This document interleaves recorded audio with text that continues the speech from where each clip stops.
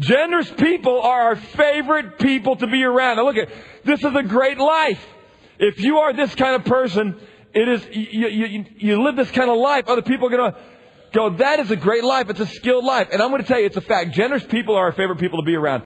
Okay, some of you guys know I grew up in St. Louis, and back in 67, we had just moved to St. Louis. I got to go to the 67 World Series with my dad. I remember that, the 68 World Series. And so, when the Cardinals were back in 82, I went and found my way in 85, went in 87. And so in 2004, when they got back in, and I grabbed my boys and said, let's go. And this year I got to go up there and grab a game with them. We've made a little tradition that we're going to find a way to get up there together and make a memory. But I've got some friends that are really Cardinal fans. I mean, they love Cardinal baseball. And I got an email from a guy after a Cardinal game this year, after they had won the World Series. He was at Game 5 when the Cardinals clinched it. And it's a long email he wrote me, but I want to read to you a little excerpt from it. I want to prove to you this very first statement, that generous people are our favorite people to be around. If I asked you, in fact, who are some of your favorite people?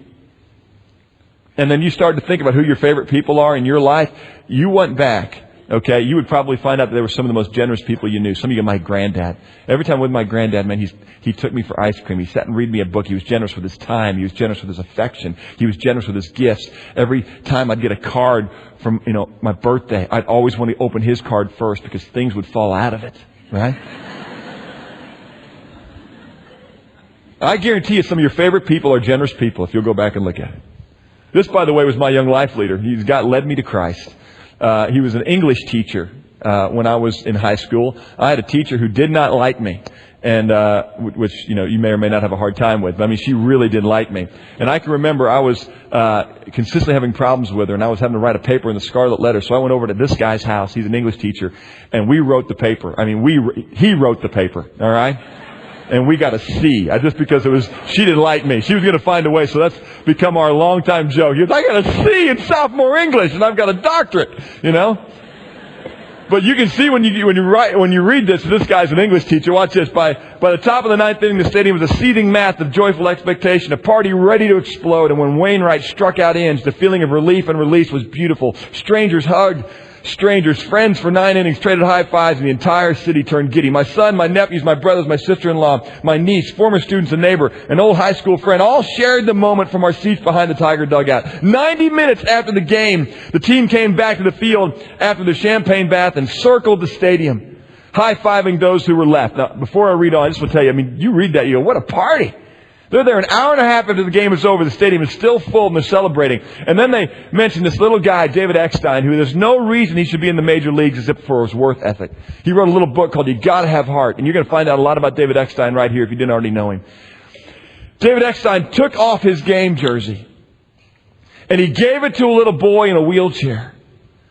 And then he beckoned the boy onto the field where he wheeled that boy from home plate to first base. Man, that Eckstein gets it. Now, how about that story?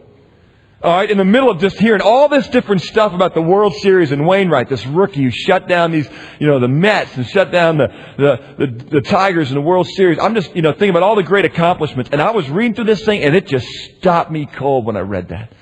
And I forgot about everything except one guy. 90 minutes after the World Series was over, we saw a little kid, man, who's never going to be able to play baseball anywhere. He gave him his World Series jersey. He put it on that kid. He took him out of the stands. He took him to home plate with 46,000 people, and he ran him to first base. How many fans do you think David Eckstein got that night? I'm telling you.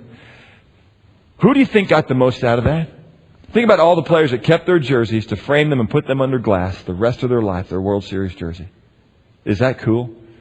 How about that kid that's wearing Eckstein's jersey? I don't know if he's taken it off yet. Riding around a wheelchair. How about the parents of that kid? How about the people that saw that generosity? Who got the most out of all that? I want to tell you who got the most. David Eckstein. Because there is no other way to make a jersey valuable than to give it to somebody in a way that just makes you just go, I can't believe, because by some crazy fate and maybe some hard work, I get to be this guy. I can take what I've got and give it to them. I'm going to tell you what, man, generous people, they're our favorite people in the world to be around.